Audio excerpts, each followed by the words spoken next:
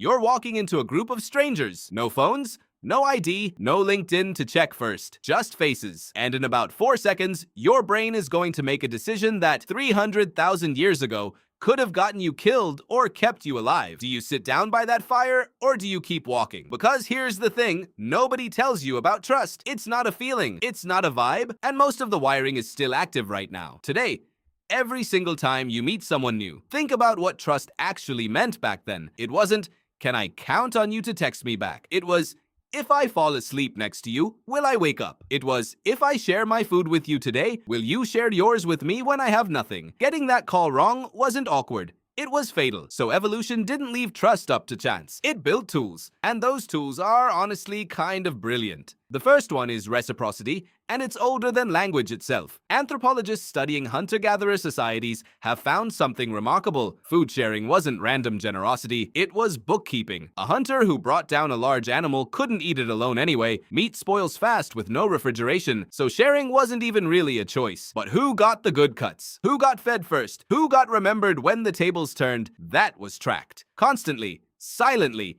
in everyone's head. You didn't need a ledger. Your brain was the ledger. And this is where it gets interesting, because tracking who owes who requires something most animals don't really have. Gossip. Yeah, gossip. The thing you feel a little guilty about when you do it at work, that's not a modern character flaw. That is ancient, essential survival software. Researchers studying social primates and early human groups have proposed that gossip evolved specifically to solve the trust problem at scale. You can only personally verify so many people, but if your friend tells you that guy stole food last winter, you now know something you never had to witness yourself. Gossip is just distributed trust checking. It's crowdsourced reputation management, and it's been running for tens of thousands of years before anyone invented the concept of a reference check. But reciprocity and gossip only work within a group you already know. So what happened when ancient humans met total strangers? Because that happened constantly. Bands weren't sealed bubbles. People needed to find mates outside their immediate group to avoid inbreeding. They needed to trade tools, obsidian,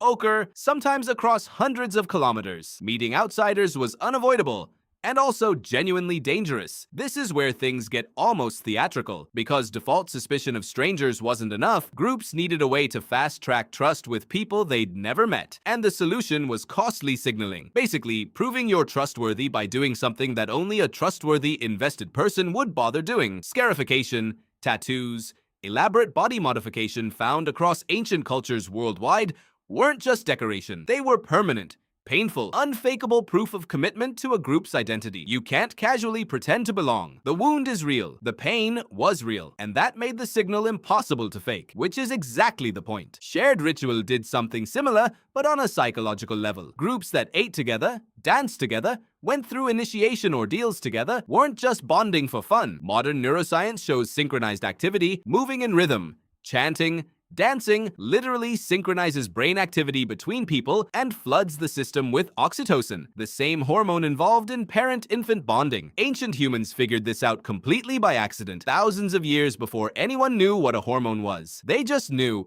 if we do this together, something shifts. We trust each other differently afterward. And they were right. Then there's the quieter, more constant signal running underneath all of it. Faces. Humans evolved to be extraordinary face readers, way beyond what's actually useful for most other tasks. We have dedicated brain regions just for facial recognition and micro-expression detection. Researchers have found people can judge trustworthiness from a face in a fraction of a second, and that snap judgment, right or wrong, shapes behavior before conscious thought even catches up. That instinct almost certainly evolved because for most of human history, the face in front of you might genuinely decide whether you lived through the week. And here's the twist that makes this whole system so strange when you really sit with it. None of these tools, reciprocity, gossip, ritual, scarification, face reading, actually guaranteed anyone was trustworthy. They were never perfect. People got betrayed, cheated, exploited constantly throughout human history. That's precisely why the systems kept evolving and layering on top of each other. Trust wasn't a solved problem. It was, and still is,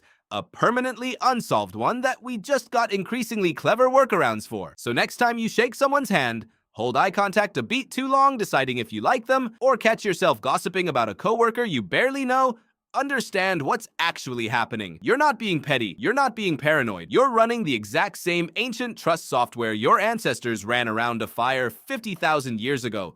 deciding in a few seconds whether the stranger in front of them was safe. The tools changed. Handshakes replaced scarification, LinkedIn replaced hunting camp reputations, group chats replaced gossip around the fire. But the question underneath all of it never changed. Can I trust you? And your brain has been quietly answering that question thousands of times. Your entire life.